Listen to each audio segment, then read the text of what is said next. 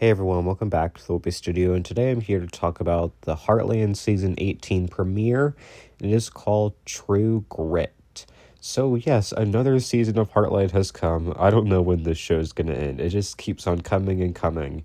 And I liked this episode overall. It was a pretty good premiere. I liked all the storylines pretty much, and yeah, it didn't feel stale to me either. Like, I felt like it was pretty engaging and fresh, and I feel like a lot of the season premieres have this slow vibe about them, but I didn't think that from this episode. I thought enough happened that it was pretty engaging overall. So, like, starting off with the Amy and Nathan plot, I really like them together. I think they're really cute. But I do think I want Nathan to open up a bit more about his past for a relationship to actually happen between them. And I think Amy feels the same way. Nathan, he was very closed off last season. He shared that his ex-wife cheated on him, but that's kind of all he shared. And then, this episode, he didn't really open up at all either. And I think part of that was his ex-wife coming back, and he really struggled with that. But another part of it, too, is I think he's scared that Amy's going to judge him or be offended or something. Like, he just doesn't feel comfortable opening up to her right away. And I think Amy's, like, a good person to open up to, but I also get that, like, he feels scared because he really likes her and he doesn't want to mess things up. And, I did feel bad for him because it must have been really hard to see the two of them talking while he was working with Molly at the show. Like, that must be really hard for someone who broke your heart to, like, see talking to, like, the new person that you like, especially because she stuck her nose where she didn't belong. It was trying to twist it around and make it seem like he was the bad guy. So there's that. She definitely succeeded, though, because that got into Amy's head, and then she thought, like, oh, like, is this a good idea to get with him? And Lou all along has been saying, no, it's not a good idea. And, she's just basing that off of because of their competition. So Amy kind of listens to her and listens to the ex-wife's warning, kind of. Not really a warning, but, like, what she said. And then at the end, she pretty much tells Nathan she's not interested in being with him right now, which, that was sad. That was hard to watch. And I do feel bad for Nathan, but, I think it is on him for not opening up about his past. And I think Amy did what she had to do because, it's just a very one-sided relationship. And, she's really, like, been taking the initiative with this relationship. And until he can show some more effort and open up about his past, I think it's just not going to work out between them. So, and I do think that by the end of the season, they'll reach a point where they grow closer and maybe even officially become a couple.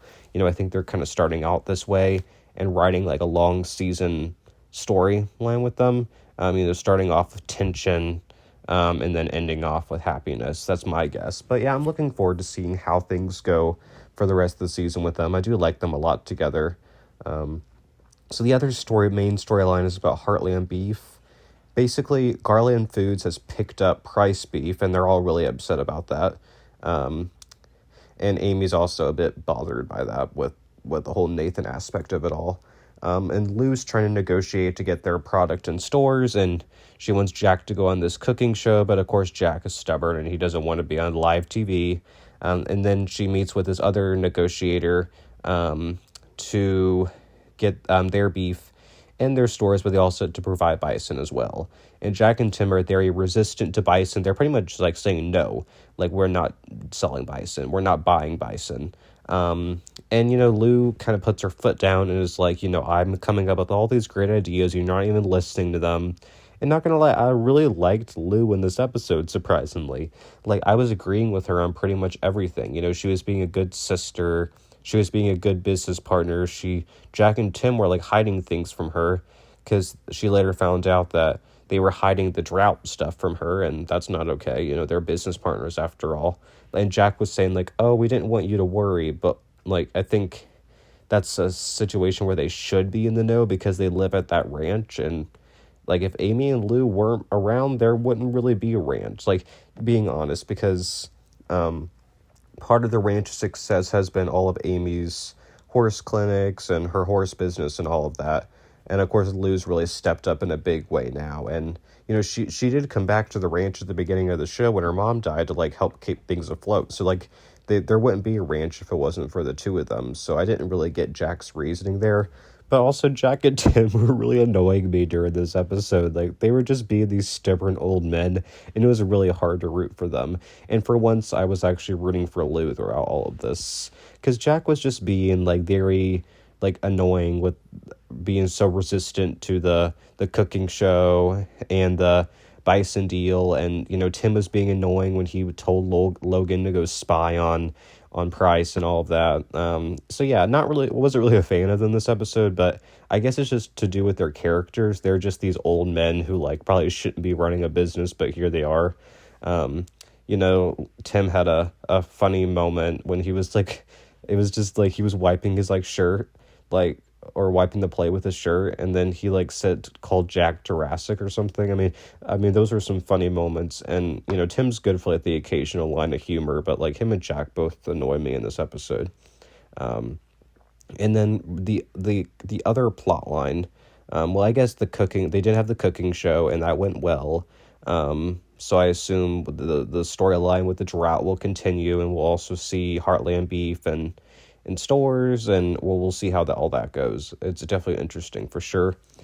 And then the last plot line is Katie, and she signs up for this creative writing class, but for some reason she doesn't see on the pamphlet it's for 18 and up until she actually gets there. That was kind of stupid. Like, you should have read the whole pamphlet before you signed up or before you went. So then she tries to leave, and then she runs into that author, and then she decides to go back, but I guess the author doesn't know that she's not in college. I mean, I guess she does have an older look about her, and she doesn't look like she's 15 or 16 or whatever. She definitely looks like she could be 18. So I guess the author just thought, oh yeah, she's over 18. So, I mean, the fact that she still went back was interesting.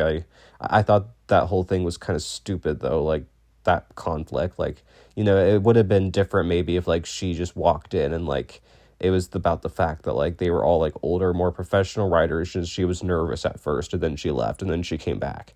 I think the 18 and up was just a weird, like plot device to, like, get her to leave the meeting and that kind of conflict. I thought that was kind of, like, weird, but that was really my only complaint about the episode. That storyline, I mean, it's cool, and I'm happy for Katie, but, like, it was probably the weakest part of the episode. But I thought the Amy and Nathan stuff was great. I thought Lou was great. Jack and Tim were being annoying, but that they have their moments. So, but yeah, that's kind of it for this episode. But I'll be back next week to talk about episode 2. Comment down below what you thought of this episode, and I will see you guys soon. So bye, everyone.